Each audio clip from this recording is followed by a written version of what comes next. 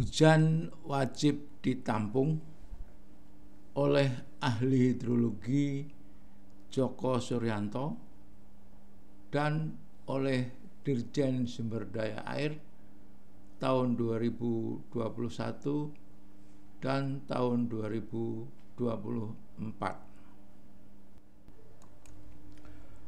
Pemahamanku, kelola hujan yang hak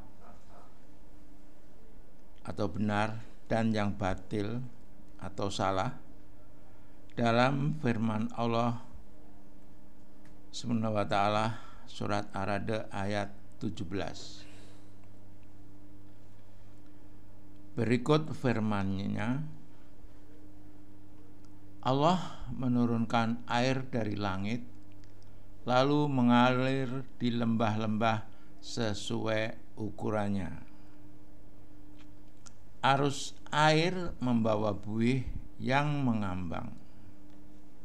Nah, firman-Nya pasti cocok dengan peristiwa alamnya. Animasi ini adalah bukti peristiwa alamnya. Kalau sedang turun hujan di lembah-lembah, ada arus dan ada buih. Arus membawa buih yang mengambang. Nah, ini persis peristiwa alamnya sama dengan firman Allah, perkataan Allah. Terbukti firman-Nya pasti cocok dengan peristiwa alamnya. Allah membuat perumpamaan tentang hak dan batil melalui buih dan yang bermanfaat bagi manusia. Nah, ini buih inilah yang batil melalui buih, dan yang bermanfaat bagi manusia. Nah, ini yang hak. Penjelasannya, buih akan hilang, tidak berguna, sedangkan yang bermanfaat bagi manusia akan menetap di dalam bumi. Nah, saya beri penjelasan sesuai animasinya tadi dalam surat Ar-Ra'd ayat 17.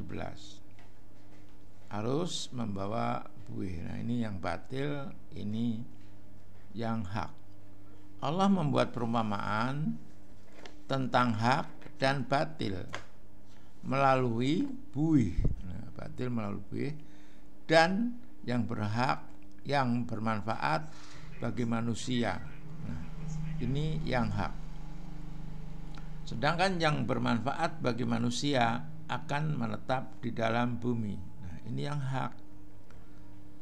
Buih akan hilang, tidak berguna. Ini yang batil. Ini buih ini kalau kena tertiup angin, ini hilang. Nah, itulah petunjuk kelola hujan dari Allah Subhanahu wa ta'ala.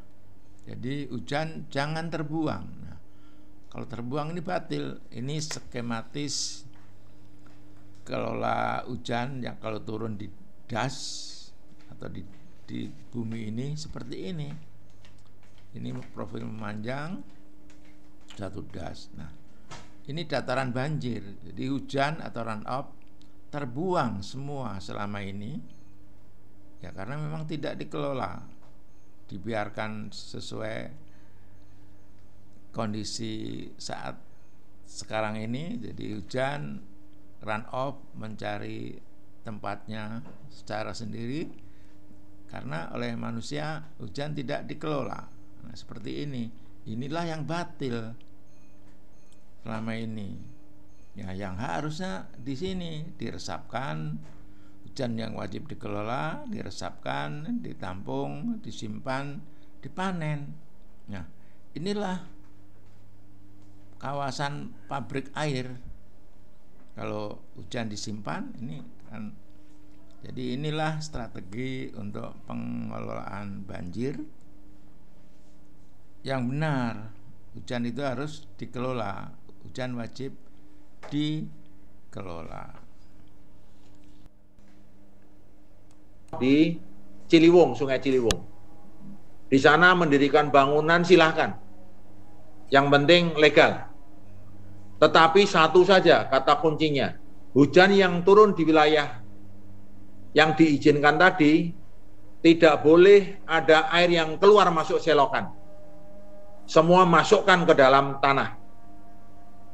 Nah, sedangkan yang di daerah fasos, fasilitas umum, jalan, dan lain-lain, mungkin dalam suatu komplek RT, nanti suatu komplek perumahan, harus dimulai di dalam perencanaan ataupun di dalam izin.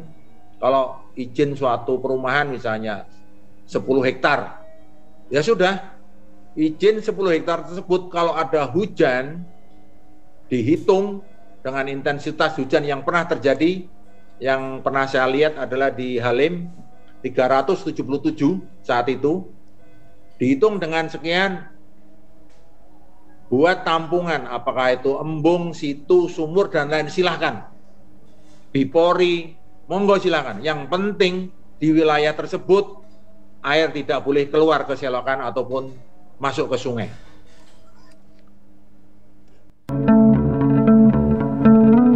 Saya menamakan pengelolaan banjir ini ada dua. Pertama, bagaimana menatap perilaku air. Kemudian, bagaimana menatap perilaku manusia. Menatap perilaku manusia ini yang agak sulit. Sebetulnya permasalahan yang timbul sebetulnya adalah pertumbuhan penduduk. Sehingga otomatis penduduk akan mengeksploitasi sumber daya alam maupun mengeksploitasi ruang untuk air secara masif.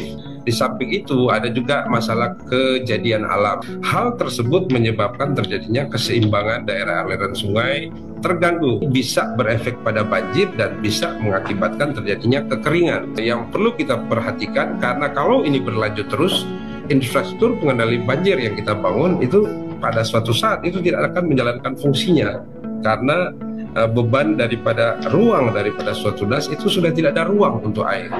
Kita mengilustrasikan bahwa walaupun suatu das atau suatu tempat berkembang, tapi ruang air tetap harus kita siapkan. YKN kita sudah menerapkan suatu konsep Zero Delta Q, di mana sistem pengaliran air limbah itu terpisah, menyangkut kualitas air, terpisah dengan air drainase daripada air limpasan air hujan.